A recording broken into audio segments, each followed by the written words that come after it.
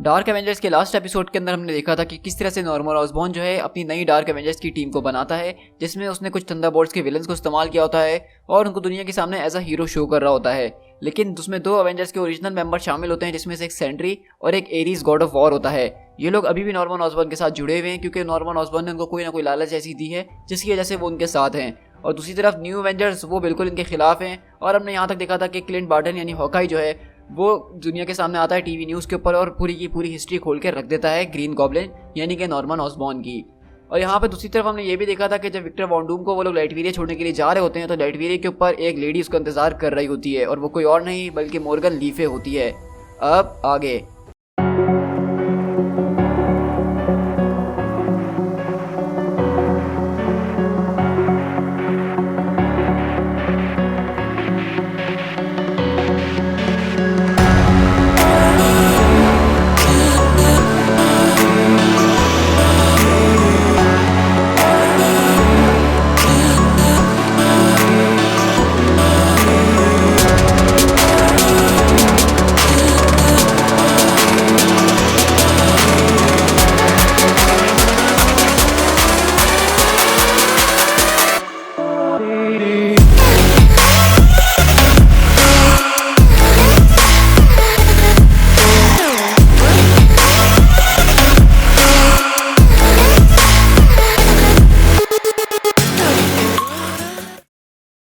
हम यहाँ से शिफ्ट होते हैं लाइटवेरिया के अंदर 37 ईयर्स अगो और हम देखते हैं कि यहाँ पे एक बच्चा जो है एक कैंप के अंदर सो रहा होता है और वहीं पे एक औरत उसके पास आती है यानी कि मॉर्गन लीफे और बोलती है कि तुमने मुझसे बहुत कुछ चुराया है विक्टर, तुमने मुझसे बहुत सी चीज़ें चुराई हैं विक्टर वॉन डूम, तुमने मुझे गद्दारी करी है, तुमने मुझसे गद्दारी करी जबकि मैंने तुम पे अपना पूरा भरोसा किया था।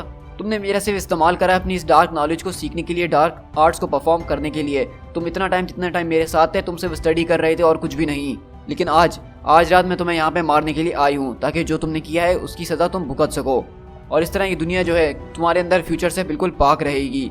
और इस तरह हम देखते हैं कि मॉर्गन लीफे उसको मार रही होती है, लेकिन वो मारते मारते वहाँ पे रुक जाती है और कहती है कि नहीं, मैं समझती हूँ कि इसके अंदर कितनी ज़्यादा एफर्ट्स थी तुम्हें टाइम के अंदर इस तरह ढूंढने के अंदर, लेकिन मैं तुम्हें इस तरह मार नहीं सकती हूँ क्योंकि तुम इस वक्त जानते नहीं हो कि तुम किस वजह से मर रहे हो। तुम्हें ये नहीं जान पाओगे कभी भी कि वो मैं थी जिसने तुम्हें यहाँ पे आके मारा था। नहीं नहीं नहीं, ये तो मैं नहीं कर सकती हूँ। मैं तुम्हें इसके लिए पनिश ज़रूर करूँगी, लेकिन एक ऐसे वे में जिसमें तुम हमेशा याद रख सकोगे कि तुमने मॉर्गन लीफे का दिल तोड़ा था, इसीलिए उसने तुम्हारी जान ले ली। और इस तरह हम देखते हैं कि मॉर्गन लीफे वहाँ से चले जाती है और वो बच्चा एकदम उठ के देखता है, लेकिन उसको समझ में नहीं आता कि यहाँ पे क्या हुआ। और दरअसल ये बच्चा कोई और नहीं बल्कि विक्टर वॉन डूम होता है, जो कि इसका बचपन है ये। और इस तरह हम दोबारा प्रेजेंट के अंदर शिफ्ट होते हैं, जहाँ पे नॉर्मन ऑसबॉर्न बोलता है कि ये एक नया दिन है, शील्ड अब ख़त्म हो चुकी है, चीज़ें बदल चुकी हैं, टोनी स्टार्क अब हमारी लाइफ का हिस्सा नहीं रहा। इसका क्या मतलब है? इसका क्या मतलब है कि टोनी स्टार्क जा चुका है तो ये दुनिया सेव हो चुकी है? नहीं, और मुझे नहीं लगता ये कभी दुनिया सुरक्षित हो भी पाएगी, क्योंकि हर किसी आदमी के अपने अपने एजेंडाज होते हैं और वो उसी को फॉलो कर रहा होता है। और इस तरह हर एक चीज़ के अपने अपने एजेंडाज होते हैं और इसी तरह ये सारे एजेंडाज मिलकर एक बैकबोन तैयार करते हैं सिविलाइजेशन के लिए। लेकिन अफसोस के साथ यहाँ पे वो बातें बिल्कुल गलत हो जाती हैं। हमारे एनिमीज़ अभी भी हमारे चारों गिर्द घूम रहे हैं, हमारे एनिमीज़ इंतज़ार कर रहे हैं कि उनको कौन सा वक्त मिले और वो हम पर स्ट्राइक कर सकें। और वैसे भी इस वक्त हम एक ट्रांजिशन मूवमेंट के ऊपर हैं, जहाँ पर हम एक बहुत बड़ी जंग से जो है एक बहुत बड़ी तरक्की की तरफ जा रहे हैं। तो ये मूवमेंट हमारे लिए काफ़ी ज़्यादा नाजुक भी साबित हो सकता है। हमारे दुश्मन हम पे इसी वक्त ज़्यादा अटैक करने की सोचेंगे। वो सोचेंगे कि हम लोग जो है इस टाइम पे बहुत ज़्यादा वीक हुए हैं, हमें जो है आसानी से हराया जा सकता है, लेकिन हम उनके लिए एक सरप्राइज यहाँ पे बनाएंगे। और तुम लोग आज सब यहाँ पे इसीलिए हो क्योंकि तुम लोगों को एज अ फर्स्ट वेव चुना गया है। तुम लोग एक ऐसी इलाइट फोर्स बनोगे जो कि रिप्लेस करेंगे SHIELD as a task keeping task force. तुम लोगों को इसलिए चूज किया गया है क्योंकि थंडरबोल्ट्स इनिशिएटिव के साथ तुम लोगों ने अपनी लॉयल्टी बहुत ज़बरदस्त तरीके से दिखाई और मुझे बहुत अच्छे तरीके से साबित करके दिखाया। और इसीलिए तुम में से कोई ना कोई कभी हाइड्रा का कभी शील्ड का हुआ करता था, लेकिन अब सब ये थंडरबोल्ट की हुआ करते हैं। लेकिन अब थंडरबोल्ट शील्ड ये सब चीज़ें पुरानी हो चुकी हैं। तुम लोगों को यहाँ बुलाने का मकसद ये है कि अब हम लोग जो है एक नई एजेंसी चलाने वाले हैं और उसके तुम पहले एजेंट्स ऑफ हैमर हो। तुम लोग यहाँ पे हमारे साथ मिलकर हिस्ट्री बना रहे हो my soldiers, long live the hammer. और इस तरह हम देखते हैं कि यहाँ पे नॉर्मन ऑसबॉर्न ने बेसिकली अपनी नई एक एजेंसी बनाई है जिसका नाम है हैमर, और उसने जो है इन सारे लोगों को यहाँ पे भर्ती करा है, जिसमें से कुछ लोग शील्ड के भी हैं, कुछ थंडरबोल्ट्स के भी हैं, लेकिन जो नॉर्मन ऑसबॉर्न के मुताबिक चलते हैं सिर्फ उसने उन्हीं को लिया है। हम कैसल डूम पे शिफ्ट होते हैं लाइटवेरिया के अंदर, जहाँ पे विक्टर चिल्ला रहा होता है कि मोर्गाना ये तुम आखिरकार कर क्या रही हो। और यहाँ पे हैमर के एजेंट्स पूछते हैं कि आखिरकार ये सब हो क्या रहा है। तो मोर्गाना बोलती है कि तुमने मुझसे चुराया है कुछ विक्टर वॉन डूम, तुमने मुझे धोखा दिया है, इसीलिए मैं तुम्हारे पास यहाँ पे वापसी आई हूँ ताकि तुमने जो मुझसे डार्क सीक्रेट्स लिए हैं वो तो मुझे वापसी लौटा सको। तुमने मेरा दिल तोड़ा है, तुमने मेरा विश्वास तोड़ा है, इसके लिए आज रात तुम यहाँ पे मरने वाले हो। तो विक्टर बोलता है कि मोर्गाना तुम कैसी बातें कर रही हो बच्चों वाली, अपनी जरा चारों तरफ देखो। क्या तुम देख नहीं सकती हो अपने चारों तरफ कि मैं पहले अपना किंगडम खो चुका हूँ, मेरे पास अब खोने के लिए कुछ भी नहीं है। मैं कहीं फंसा हुआ था इसलिए तुम्हारे पास नहीं आ सका। लेकिन मोर्गाना उसकी कोई एक बात नहीं सुनती और वो अपनी एनर्जी ब्लास्ट से उसको मारना शुरू करती है और वहीं पे विक्टर भी उसके एनर्जी ब्लास्ट को रोकता है अपने तरफ आने से। और विक्टर बोलता है कि मोर्गाना बस अब बहुत हो गया है, मैं अब इसको और ज़्यादा बर्दाश्त नहीं कर सकता हूँ, अपनी हद के अंदर रहो। मोर्गाना बोलती तो अच्छा, अभी भी तुम्हारा गुरूर तुम्हारे पास से गया नहीं है। और वहाँ पे वो अपने मंत्र पढ़ना शुरू करती है और अपने क्रीचर्स को बोलती है कि उसको मेरे पास लेकर आओ, उसकी खून और हड्डियाँ मेरे पास लेकर आओ। और वहाँ पे अजीबोगरीब मॉन्स्टर्स को बुला रही होती है अपने अजीबोगरीब मंत्र पढ़ के। लेकिन वहीं पे विक्टर वॉन्डू, क्योंकि वो भी एक ज़बरदस्त किस्म का सॉर्सरर है, तो वो भी अपने मंत्र पढ़ता है और उनको रोकने के लिए एक फोर्स फील्ड बनाता है। और वहीं पे हैमर के लोग बोलते हैं कि दिस इज डेल्टा 9562, हम लोग अंडर अटैक है। रिपीट, हम लोग लाइटवेरिया कैसल डूम के कोऑर्डिनेट्स के मुताबिक वहाँ पे मौजूद हैं और यहाँ पे हमारे ऊपर अटैक हो रहा है। और इस तरह हम लोग यहाँ से एवेंजर्स टावर के अंदर शिफ्ट होते हैं, जहाँ पे ये सब लोग टीवी के अंदर न्यूज़ देख रहे होते हैं। ये वही न्यूज़ है, ये वही पैनल है जो कि पिछले 2 से 3 बार पहले देख चुके हैं, जहाँ पे नॉर्मन ऑसबॉर्न ने डार्क एवेंजर्स की टीम्स को उस दुनिया के सामने पेश किया है। और हम देखते हैं कि वहाँ पे सब लोग घर आके बातचीत वगैरह कर रहे होते हैं कि किसको कैसा लगना चाहिए था, कौन कैसा लग रहा था और ये सब क्या हो रहा है। और वहीं पे बुलजाई बोलता है कि तुम्हें पता है ये कितना बुरा हुआ, काश मेरी माँ जिंदा होती जिसको मैंने हाई स्कूल में मार दिया, वो मुझे देख के कितना प्राउड फील करती हैं यार। तुम वहाँ पे सब एकदम उसकी तरफ देखने लग जाते हैं। तो बोलता है अरे यार मैं तो मजाक कर रहा हूँ, हाँ मैंने मारा जरूर है उसको, लेकिन उसको मेरी परवाह नहीं होती अगर वो जिंदा भी होती तो। वहीं पे नॉर्मन ऑसबॉर्न बोलता है कि फिर ठीक है एवेंजर्स, मेरी बात जरा गौर से सुनो, मैं ताकि तुम लोगों के लिए चीज़ें बिल्कुल परफेक्टली क्लियर कर दूँ। तुम में से कोई भी नहीं, तुम में से कोई एक भी नहीं जो है कभी किसी टीवी के सामने बात करने की कोशिश करेगा। और ये सबसे ज़रूरी बात है, ना तुम में से कोई जाके कैमरे के सामने हाथ हिलाएगा, ना कोई पापराजी पिक्चर्स खिंचवाएगा, ना कोई किसी न्यूज़पेपर के लिए जाके कोई बात करेगा। जब तक मैं ना कहूँ तुम में से कोई अपना मुंह नहीं खोलने वाला किसी भी पब्लिक के सामने। तो एरीज बोलता है कि मेरा जैसा दिल चाहेगा मैं वैसा करूँगा ऑसबॉर्न, तुम मुझे नहीं रोक सकते हो। तो नॉर्मन ऑसबॉर्न पूछता है क्या मतलब, तुम जाना चाहते हो मीडिया के पास, उनका लॉर्ड एरीज बनना चाहते हो मीडिया के सामने? तो एरीज बोलता है कि नहीं, मुझे उस चीज़ का शौक नहीं है। तो नॉर्मन बोलता है कि फिर ठीक है, तुम्हें जो करना है तुम वो कर सकते हो, बस मीडिया से दूर रहना। तो बोलता है कि ठीक है ऑसबॉर्न, जैसा तुम कहो, मुझे वैसे भी उसमें कोई इंटरेस्ट नहीं है। और नॉर्मन ऑसबॉर्न बोलता है कि इसके अलावा दूसरी सबसे ज़्यादा इंपॉर्टेंट बात यह है कि तुम में से आपस में एक दूसरे ने किसी ने लड़ाई करी या किसी को तंग करने की कोशिश करी या फिर उसको हेट्रेड फैलाने की कोशिश करी आपस में, या मेरे खिलाफ किसी ने कोई बात करने की कोशिश करी, तो तुम लोगों को कोई 3 वार्निंग, कोई 3 स्ट्राइक्स नहीं दी जाएंगी, सीधा इस एवेंजर्स मेंशन से उठा के बाहर फेंक दिया जाएगा। अपने आप एक दूसरे से बातें करो, एक दूसरे को जानो, लेकिन सिर्फ इतना ही जानो कि एक टीम बन सको, उससे ज़्यादा जानने की और ज़रूरत नहीं है। तो वहाँ पे बुलजाई बोलता है कि ठीक है हम ये सब तो कर लेंगे, एक दूसरे को जान भी लेंगे, लेकिन ये बताओ कि अब इसके बाद हमें आगे करना क्या है, तुमने ये टीम बनाई किस लिए है? नॉर्मन ऑसबॉर्न बोलता है कि हम इस हवाले से एक लिस्ट बनाएंगे, उसके अंदर हमारे टारगेट्स होंगे और उस टारगेट्स को हम एक एक करके जो है स्ट्राइक करेंगे और उनसे निपटेंगे। एरीज बोलता है कि फिर मुझे इस चीज़ के ऊपर काम करने दो, मेरा बहुत दिल चाह रहा है किसी चीज़ों को तोड़ फोड़ करने का। बिल्कुल एरीज, इसीलिए मैंने तुम्हें इस टीम के अंदर रखा हुआ है ताकि तुम इस तरह के मामलों से निपट सको। और अपनी दोस्त विक्टोरिया हैंड से मिलो, ये डिप्टी डायरेक्टर ऑफ हैमर है, यानी कि मेरी सेकंड हैंड कमांड, अगर मैं मौजूद नहीं होऊंगा तो तुम लोगों को कमांड यही करेगी। और जिस तरह तुम लोगों को मेरी बात सुननी है उसी तरह तुम लोग उसकी बात भी सुनोगे। तो वहाँ पे मूनस्टोन आती है और बोलती कि ज़रा 1 मिनट, क्या मतलब अब मैं सेकंड हैंड कमांड भी नहीं हूँ, कभी मैं लीडर हुआ करती थी। तो ऑसबॉर्न बोलता है कि तुम मेरी मिस मार्वल हो, तुम फील्ड लीडर हो, तो ये तुम्हारे लिए काफ़ी होना चाहिए। तो बोलती कि फिर ठीक है अगर मैं फील्ड लीडर हूँ तो। लेकिन ऑसबॉर्न बोलता है कि तुम्हें जवाब उसको देना होगा, विक्टोरिया हैंड को सब आके जवाब देंगे जैसे तुम लोग सब मुझे देते हो। तो वहाँ पे वेना पूछता है कि आखिरकार ये है कौन? तो वो बोलता है कि तुम्हें इस बारे में चिंता करने की ज़रूरत नहीं है, बस समझो कि ये मेरा दूसरा रूप है। और इस तरह वहाँ पे उन लोगों के बीच थोड़ी बहुत बातचीत होती है। लेकिन वहाँ पे मार्वल बॉय बोलता है कि ऑसबॉर्न हमें जो है एक स्क्रल स्वीप करना चाहिए, मतलब हमें देखना चाहिए कोई ना कोई स्क्रल शहर के अंदर अभी भी छुपा हुआ होगा, तो हमें पहले उनको हंट करना चाहिए। तो ऑसबॉर्न बोलता है कि हाँ तुम ठीक कह रहे हो कि शहर के अंदर स्क्रल्स मौजूद है, लेकिन अभी इतने स्क्रल यहाँ पे है नहीं जितनी भी तुम्हें फिक्र हो रही है मार्वल बॉय। तो बोलता है कि मेरा नाम कैप्टन मार्वल है अब। तो बोलता है कि हाँ मुझे माफ़ करना, मैं भूल गया था। देखो हमारे पास लोग हैं जो कि स्क्रल सिचुएशन के ऊपर काम कर रहे हैं, स्क्रल्स जो थी ये कल की खबर थी, अब हमारे पास और भी नई चीज़ें हैं और तुम्हें मैंने इस टीम में इसलिए भर्ती कराए ताकि हम लोग मिलकर नए चीज़ों के ऊपर और जो ज़्यादा चीज़ें इंपॉर्टेंट हैं उनके ऊपर फोकस कर सकें और पहले उनसे निपट सकें। स्क्रल की प्रॉब्लम ये पुरानी बात हो चुकी है और उस पर हमारे बंदे वैसे ही लगे हुए हैं। तो वहाँ पे बुलजाई बोलता है तो हम एक काम करते हैं कि टोनी स्टार्क को सबसे पहले नहीं पकड़ें, क्योंकि मेरी नज़र में वो हमारा एनिमी नंबर 1 है, उसी की वजह से ये इन्वेजन हुई, उसी की वजह से ये सब कुछ हुआ है, तो क्या हम चलें सर?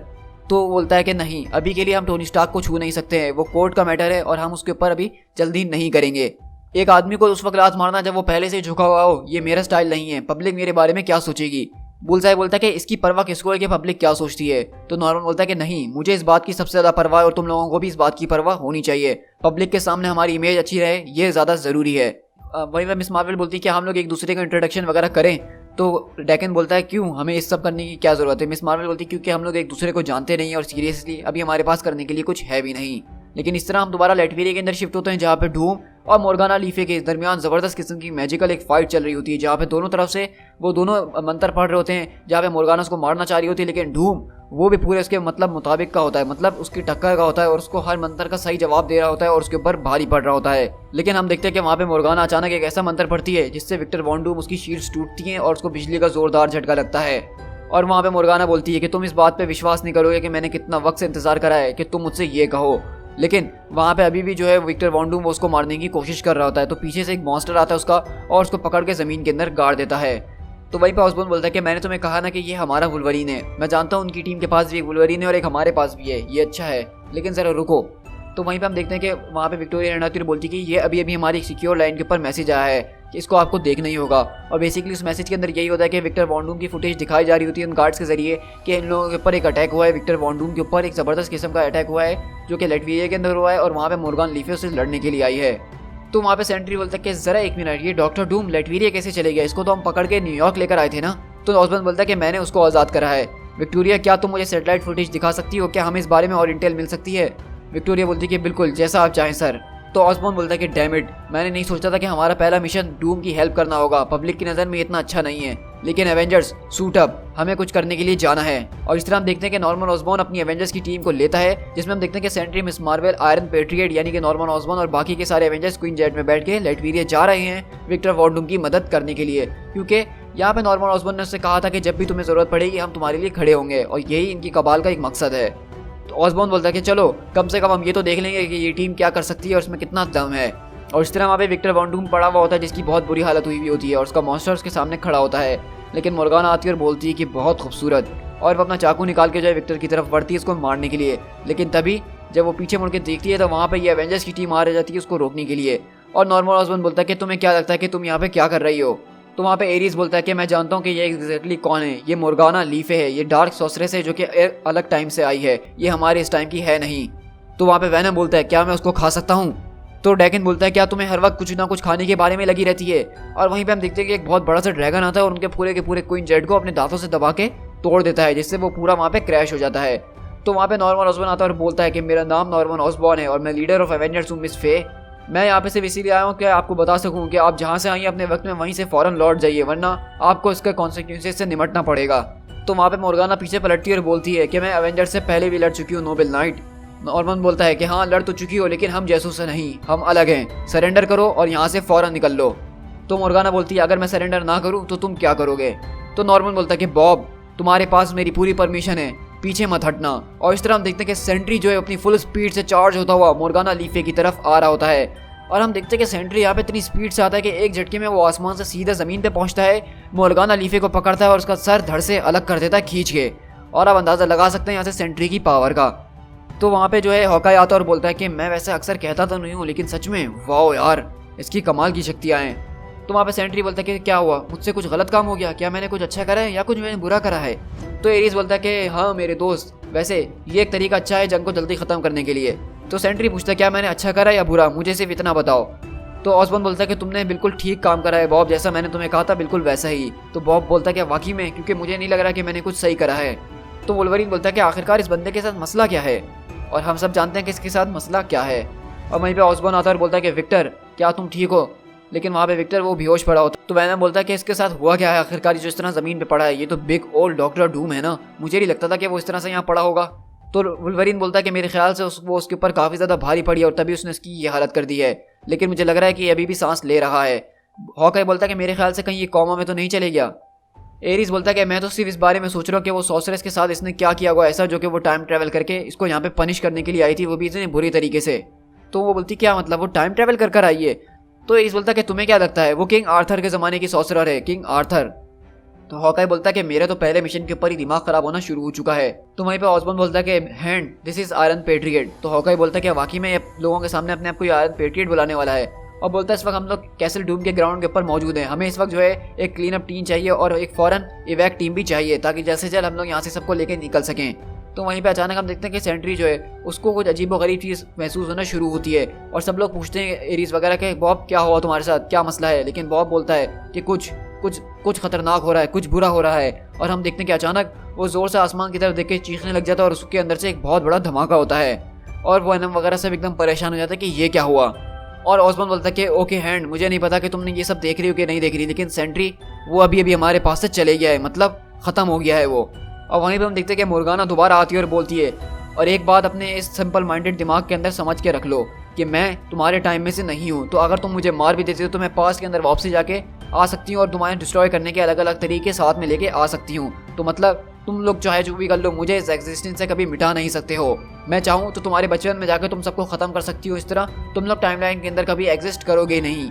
लेकिन वहीं पे एरीज बोलता है कि मुर्गाना, मैं Aries God of war son of Zeus हूँ और डिमांड करता हूँ कि तुम मेरे सामने और मुकाबला करो। तो मुर्गाना बोलती है कि वाकई में ये तुम हो माइटी एरीज, मुझे माफ़ करना, मैं तुमसे काफ़ी ज़्यादा माफ़ी चाहती हूँ कि मैंने तुम्हें पहले नहीं पहचाना। तुम अपने बाप ज़्यूस का नाम ऐसे ले रहे हो जैसे उसको बहुत फिक्र है कि तुम जियो या मरो। मैं जानती हूँ कि तुम्हारा बाप तुम्हारी कितनी फिक्र करता है। और इस तरह वहाँ पे हम देखते हैं कि वो एक मंत्र पढ़ती है जिससे होता ये है कि जो वैनम होता है वो बिल्कुल अनस्टेबल हो जाता है और वो खतरनाक किस्म का मॉन्स्टर बनता है और एरीज गॉड ऑफ वॉर को अपने मुंह से चबा जाता है। और वहाँ पे हॉकाई वगैरह सब देख के हैरत में रह जाते हैं कि आखिरकार ये सब हो रहा है तो क्या हो रहा है। और इसके साथ साथ नॉर्मन ऑसबॉर्न का सूट वो भी उसके जो है कंट्रोल में अब नहीं होता है और मोर्गाना जो है इन सब के ऊपर काफ़ी भारी पड़ना शुरू हो जाती है, क्योंकि ये खतरनाक किस्म की डार्क सॉसरेस है जिसको टाइम में पीछे जाके भी ख़त्म करना वो बहुत इम्पॉसिबल सी बात है। और इसी तरह हम लोग देख रहे होते हैं कि मोर्गाना यहाँ पे सारे एवेंजर्स के ऊपर अटैक करना स्टार्ट करती है। To be continued.